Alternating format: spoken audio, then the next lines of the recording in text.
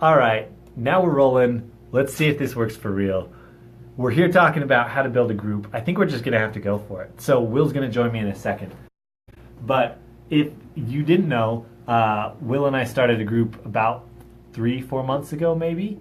That has just been so cool for us. It's opened up so many doors, and we wanted to talk through because apparently a lot of y'all want to build your own groups, which is awesome. So we wanted to talk through what we've actually been doing to make that happen, how we started it, and how we got to almost 500 members in just a couple months, which just blows my mind. Absolutely blows my mind. What's up, Luis? How are you?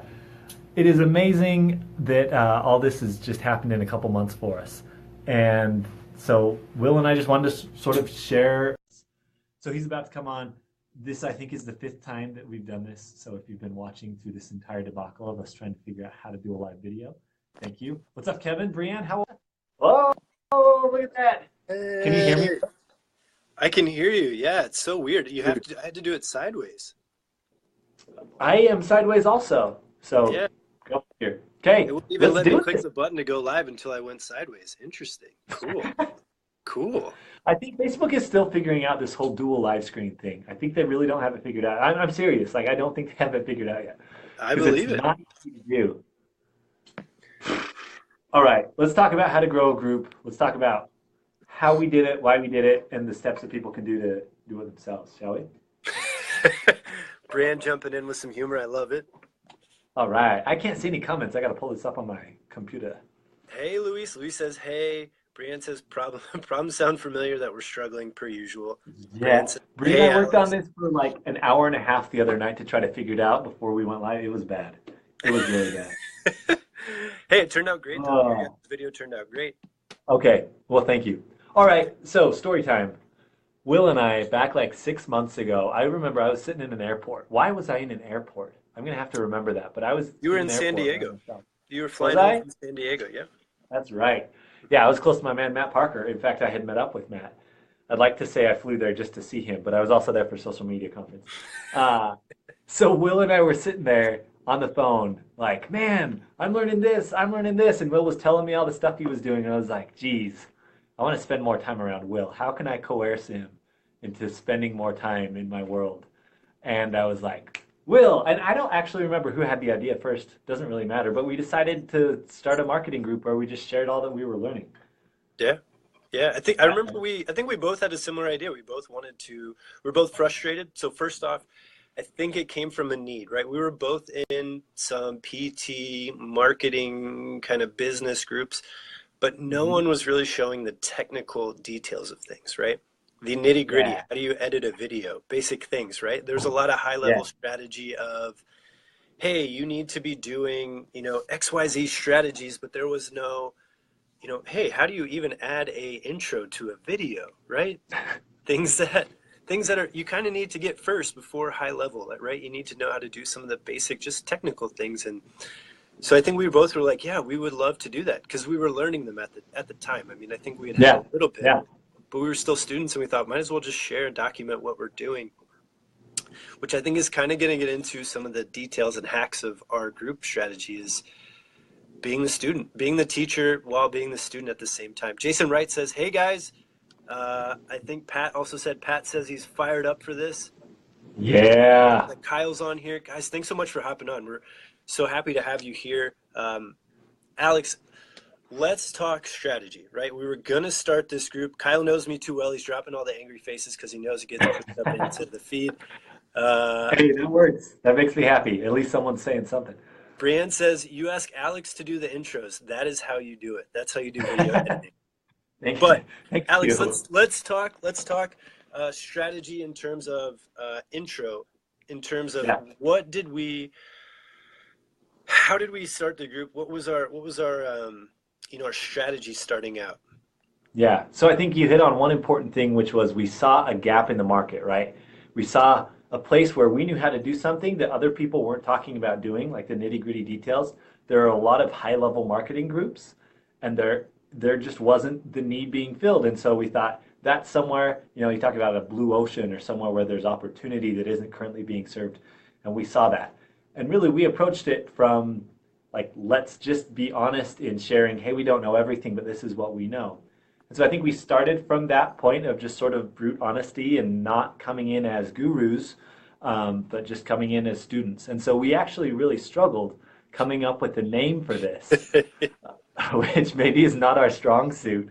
But we thought a lot about, like, is this a learning lab? Is it just like, here's the place for students to learn about marketing? How do we position this? And I had a key conversation with Josh Forty, who went over how to grow a group. So there were a couple different things that he talked about. One of the most important things when you're starting off with a group is naming it, because you want to name it something that people are naturally searching for. Because when you think about it, we started off with obviously no one in our group, but then we invited a handful of people. We got up to maybe 100 just of you guys who we forced into the group. And then after that, it's all been really organic, or people reaching out, finding us. And so the first thing is, whatever your group name is, don't make it your company name. Make it something people will actually search for. Healthcare Digital Marketing, that's the name of our group, because that's what we want people to find us under when they're searching, and people do find us by searching. So that's the first step. Figure out a name that people will actually search for.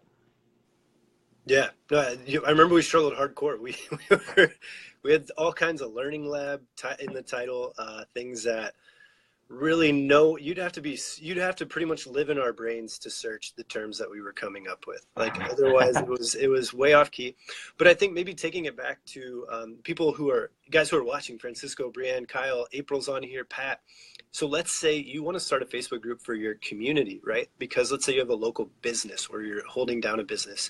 Someone like Francisco might be a little bit different. I know you have a practice, Francisco, but you're also doing some things kind of beyond just the clinic, which I should say everyone in the group is doing that because everyone here is basically.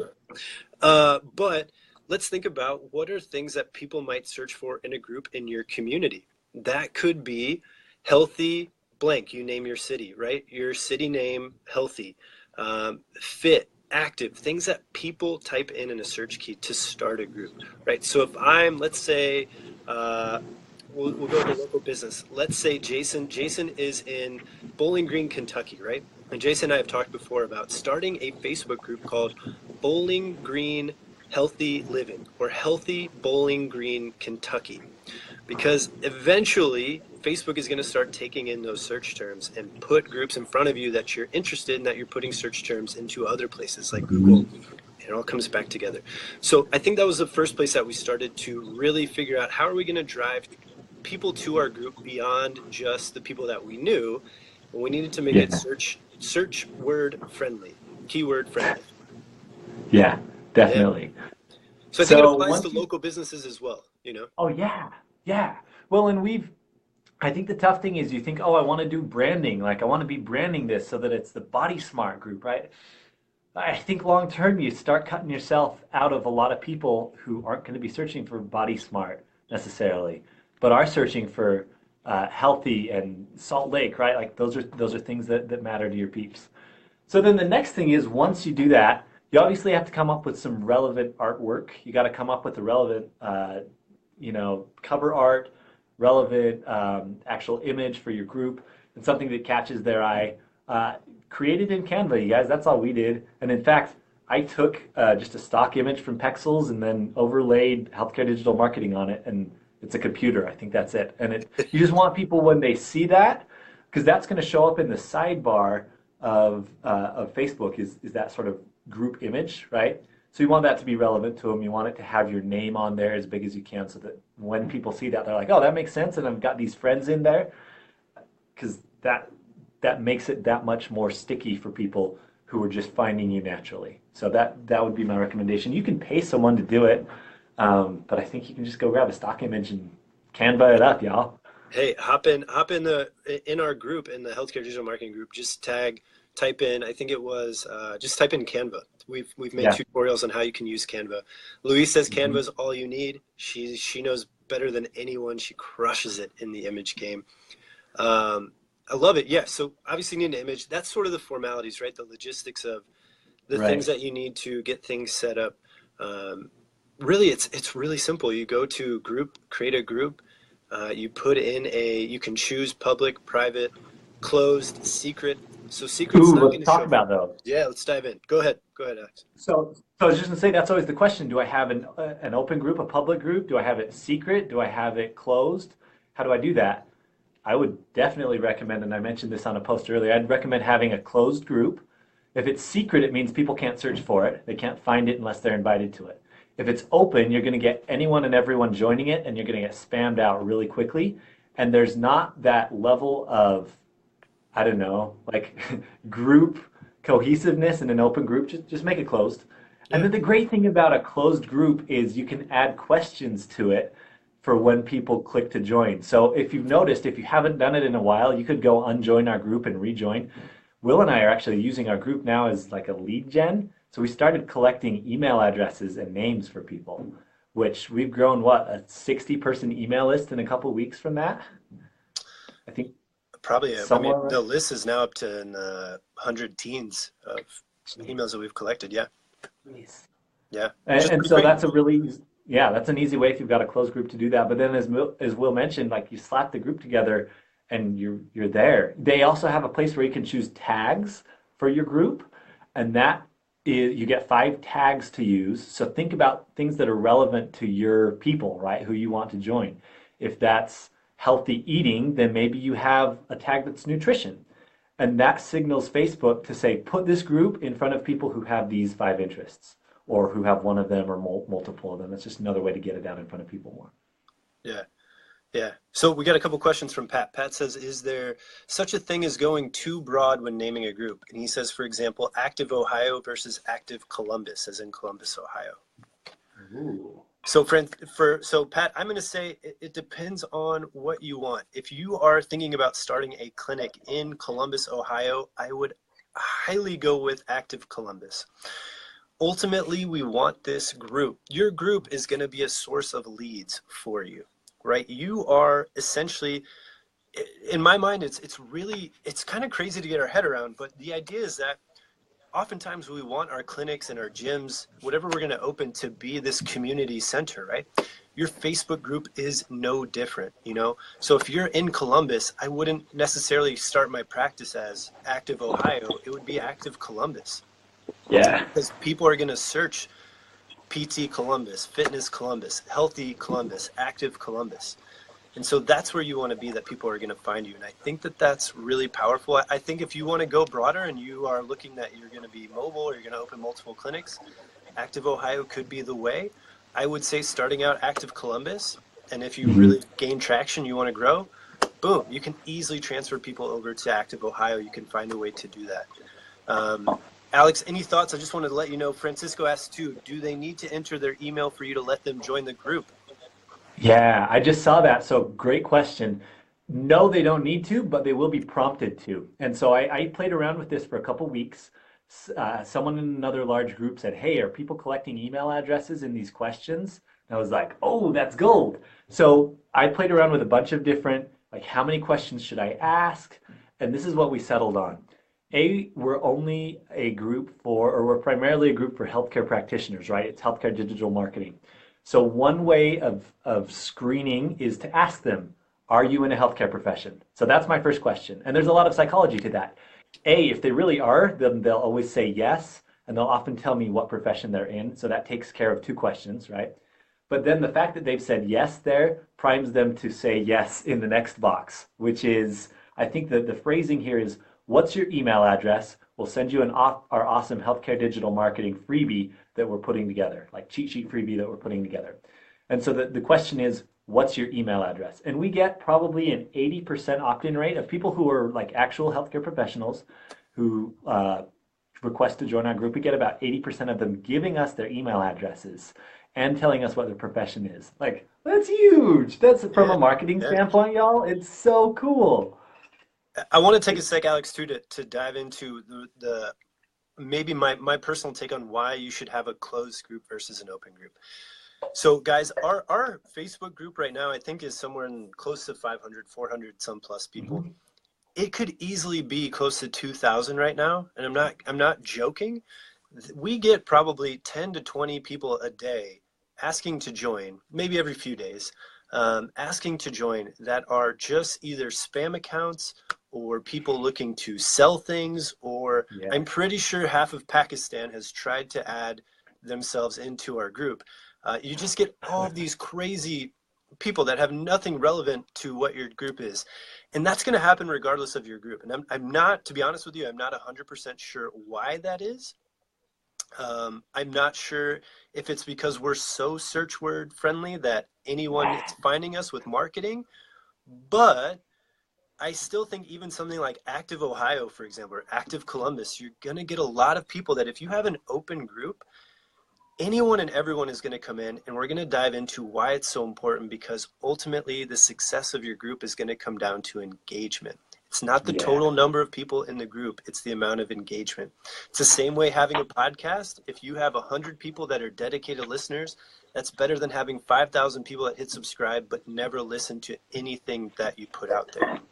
Right. So that's why I think a closed group is huge, and you can filter. And here's a long-term thought on why a closed group is great. So we have had a few people who have wanted to join that I've declined that are more business related, and I could tell immediately they just wanted to sell a product. And I know it's happened to Alex too. We've even let a few people in and they've made posts, and we've been quick to delete them and delete the post. Here's the thing, if you build a closed group and you've got an audience of, even if it's 30 people, 60 people that are really engaged, and a business wants to join your group, you can filter that out beforehand and say, hey, I saw that you want to join my group. Can I just ask why you want to join the group? I'm really protective of my audience. I care about them. We've built a community. I'm not willing to let just anyone in. And I might say, well, those are the exact people that I'm looking for my business.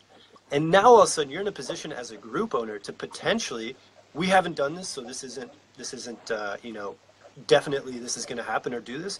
You're in a position where you could set up an agreement. Hey, you could pay me $100 a month to put up 2 posts, or I will write about your things 2 times a month, right? So again, if you're in our group, that hasn't happened to us. I'm just thinking long-term play. If you're building an audience, there's a potential there, right? So if you're Active Columbus, right, and there are people, there's a shoe company, right? Who needs shoes? Active people. They run out of shoes, right? And you have got a group of 80, 200, 1,000 people. You're in a position of influence. And so I would highly, highly recommend, I know I went on a little bit of a rant, but I think that the closed group is critical, absolutely critical. Sorry, Alex. Yeah. No, that's great. That's really important. And I think you spoke to the important fact that we want a really high quality group, right? You want your group to be positioned as the preeminent group for blank in your space, right? We've tried to position ourselves as the preeminent place to figure out how to actually do marketing within healthcare, right? And I hope every time someone comes in there, they're like, wow, that's such high value stuff. I'm not getting this anywhere else, and there's not spam, right? That brings up another important point, that group engagement, like Will talked about, that's the gold standard, right? That's what you're going for in these groups, is getting a high amount of people to like, to comment, to post in your group. And there's a couple ways of doing that. And Will and I have stayed away from engagement posts in our group. We have not done one post that is designed purely for engagement. In other words, you'll see that in a lot of groups, and people who teach Facebook groups will teach you that you need to do posts that are controversial or that ask for opinions on things. And I'm just not willing to put any post out there that doesn't have inherent value to someone just because it's going to get good engagement. And I think that means that we're maybe posting less frequently than we could or should, but it also means that every single post that comes out matters from us. So that when you see it, it's not just thoughts on X, Y, or Z topic, right? It's here, let's learn something, let's teach something, let's walk you through a process so that it's valuable every time you come into our group. And so think through that, make every post count as you're doing this, and we'll get into some ways that we've done that. But keep everything really relevant, keep it high value, and that's how it'll grow naturally. I mean, you look at, so Will and I have, a lot of we're putting out a course that's basically teaching all of the stuff that we've done. We made a post about a week and a half ago announcing this to people and essentially giving an opt-in, right? Will, we had like close to 150 people say that they wanted our lead magnet. Is that right? Is it almost 150? Yeah, the content, 14 days of content opt-in. Yep, we had 150, I think 150 comments. I think we've had over 80 opt-ins. No, 70 some opt-ins on that. Last time I checked ClickFunnels, yeah. And if you go look at any other group that has any number, like a reasonable number of followers, I mean, even ones like in the thousands, they don't get that kind of response on posts. And part of that is because I feel like we do such high value stuff all the time that then when we do have an opportunity to, hey, get more from us, people jump on that. I mean, we had essentially a 25% response rate in our group, which just blows me away. Totally blows me away. Absolutely, yeah. It's been crazy. I think, and that goes to, it's like anything else. You want to put high value content. So I want this to be valuable for anyone who's thinking about starting a group. I know Jason originally posted a question about starting a group. I know we've got lots of other people in here who are either starting their own practice, have their own practice, would like to, or they have their own community, such as Kyle Rice with his, Yeah. the PT Hustle pre-PT grind guys with Casey and Joseph, Louise with her community, right? Could be doing Mhm. VA Facebook group.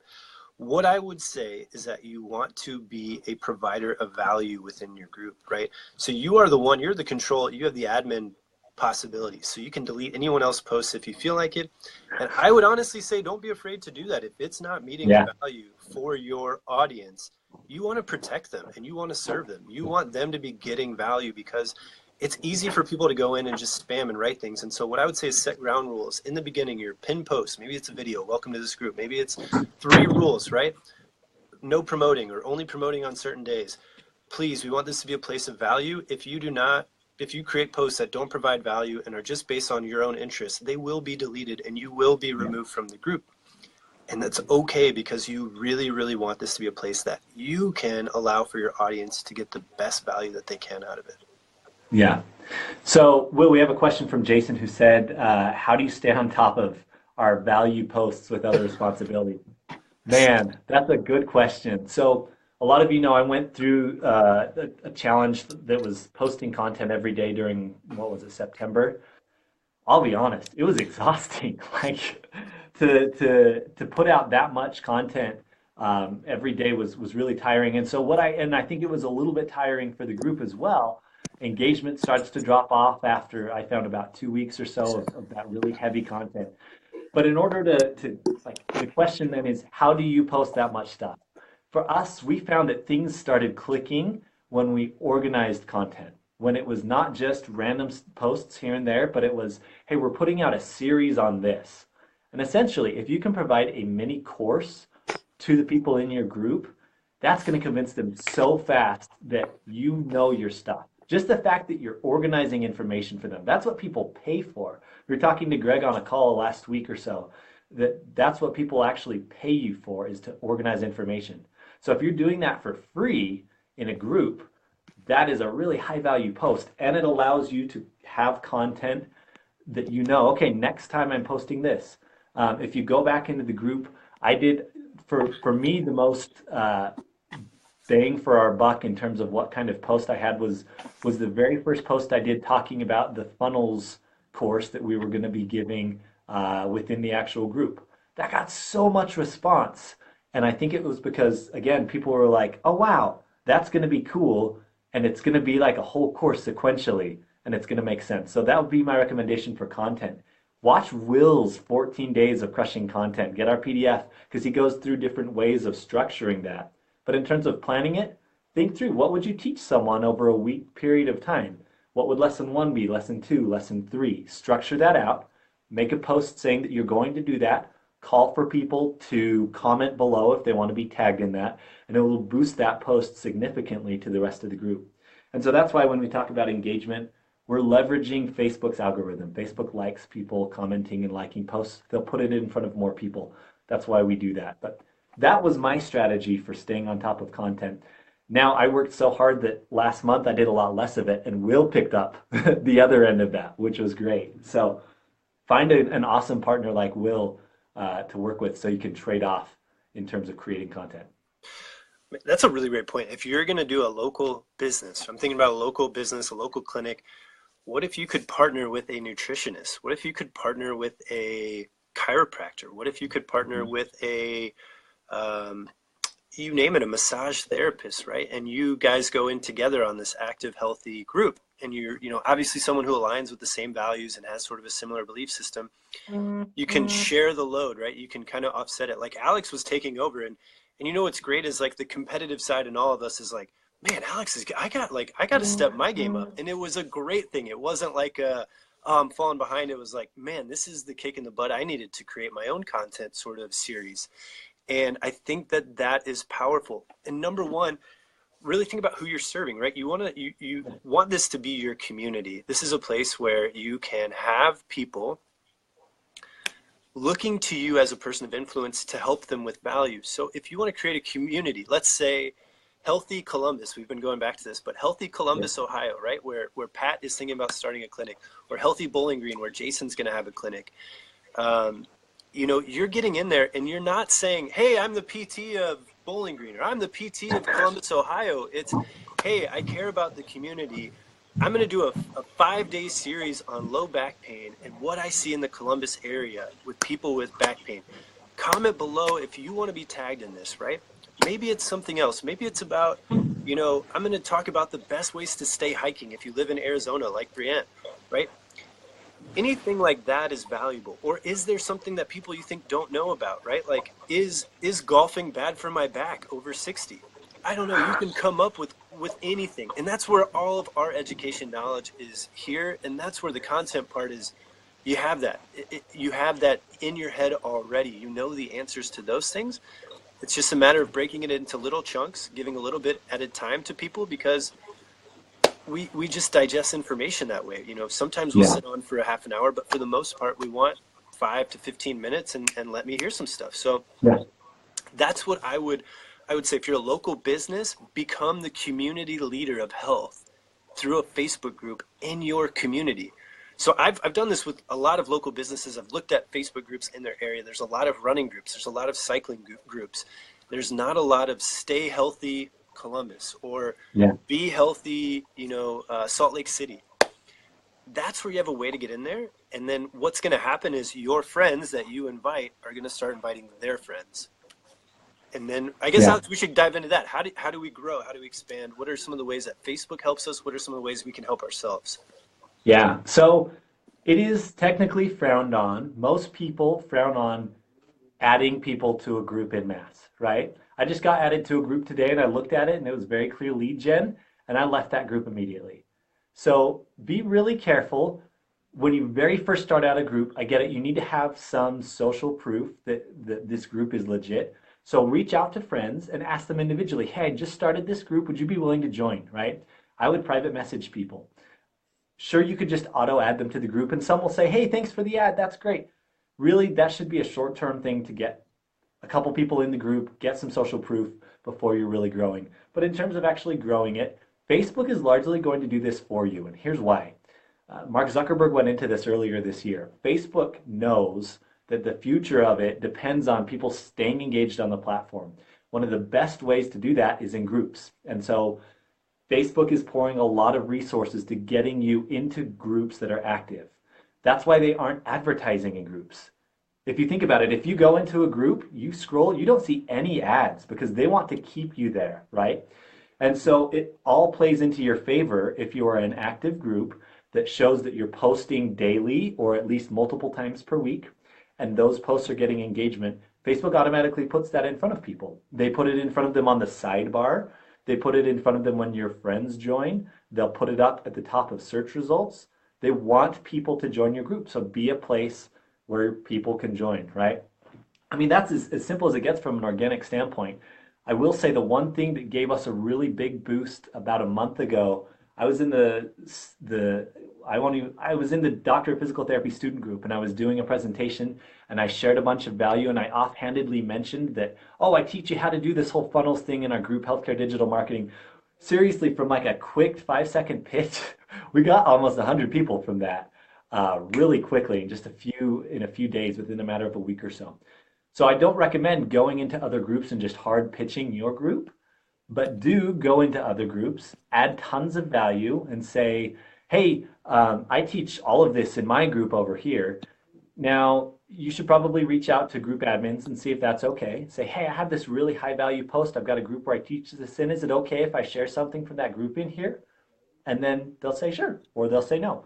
But just be ethical in how you go about it. Will, what were some things that you feel like have helped us grow? Yeah, sorry, I was just scrolling right through the comments here. I don't know why it didn't scroll down for me. Jason says, I think this could be huge for being able to start attracting people to my business since my professional biz page posts get poor engagement. The group allows for more of a team. I can't, then it cuts off and I can't, I'm afraid to click out of it. But Jason, you're absolutely right. So part of that too with your professional business page is that it is Facebook is not just going to shove that in front of people the same Yeah. way that, so part of it with your business page, you, unless you go in and deliberately hit notify me about a business page, it's not going to show up in your notifications. Groups though, Facebook knows that groups is where it's at, and so it automatically gets put into people's notifications. It's one of the biggest factors of being in a group. Greg says auto adding ain't cool. Dude, auto adding is not cool. GT, Jason is in this. Team environment togetherness. Thank you, Jason. Yes, so think about the tactical things of that. One of the biggest things with groups is that Facebook is pushing it into your notifications. I can't tell you the amount of times that I get jumped into Facebook groups because it's in my notifications and someone I respect and know is delivering value is, I'm going to click on that. I do want to know what that's about. And then the amount of times that someone doesn't provide value, I click on it and I go to unnotify me or disable notifications. I got sidetracked on what the original question was. So You're good. okay. So I've got 10% of my battery life left, which means I'm on a short leash here. But I think to kind of bring it all together, y'all, I think we're each in a really good position to be leaders in groups.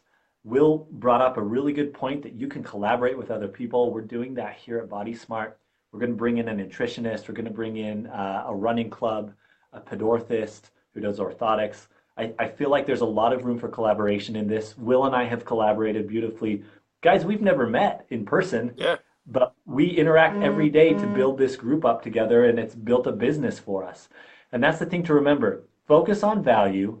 Don't focus necessarily on selling, especially early on. Focus on just providing pure value to people, and opportunities will come. We have people reaching out to us all the time now because of the pure value that we've shared, and I feel like we would not be where we are today if it weren't for having put the effort into this group months ago. Absolutely. Play the long game. Play the long game. Provide value. Don't view it as a source, an immediate source of leads, right? You're just providing, you're solidifying your expertise in terms of your role in the community of providing health for people. So something that's really neat is like if you have a space right now, like Alex, right? He could do all of his live videos in the group with the Body Smart logo behind him. Boom. Oh, that's Alex in the group. What's Body Smart? I'm going to Google Body Smart. I've never been there before. Something that seems so silly and ridiculous, but our human nature is going to do it. I like this Alex guy. He's really nice. What is this Body Smart thing behind him? He doesn't even ever talk about it, but what is it? I'm going to look it up, see what it's about. It's, you know, and so I think that's something that you have the ability to influence and generate business and leads by just being you in your physical space and being a provider of value in the community, which is what we ultimately, I think, have we're in the pole position to do that with our profession. We sure are. Use a Facebook group to be your community center if you don't have a physical center yet. There's nothing stopping you from being the physio in your community that is providing health and wellness in a Facebook group. Yeah. Jason says, GT, I'm putting in my time off request for SSPT tomorrow. Can't wait to meet you all. Sorry for the, no, dude. Oh, man. Ooh, SSPT is going to be so good. CSM, too. We're going to have to get together, y'all, during CSM and make a night of it and just have like a huge SSPT party. I think we should be really ironic, though, and let's all get a live chat in the same room together, just so it's all digital and we're not actually in person. Let's do that. Yeah, that's how we're all comfortable communicating at this point. I just want to see GT on a Periscope, old school Periscope GT. That's true. Yeah. Thanks so much for jumping on. Nate, Andrew, GT, Jacob, Casey, April, Andrew Genn, Pat, Francisco, Kyle, Luis, Brienne, Kevin, Will. We had a ton of people on here. Thank you for jumping in and spending your time with us. Hope this was cool. If you have questions about groups, how to set stuff up, feel free to message either one of us. We're happy to jump on a call and talk about it. I think it's a great strategy for your business at this point. Absolutely. Love y'all so much. Uh, we'll talk again soon. Hopefully, we'll see you soon at CSM and SSPT Live. Good times. See you, Alex. Keep it real, Will. Thank you so much, my man. Have a good one. Absolutely.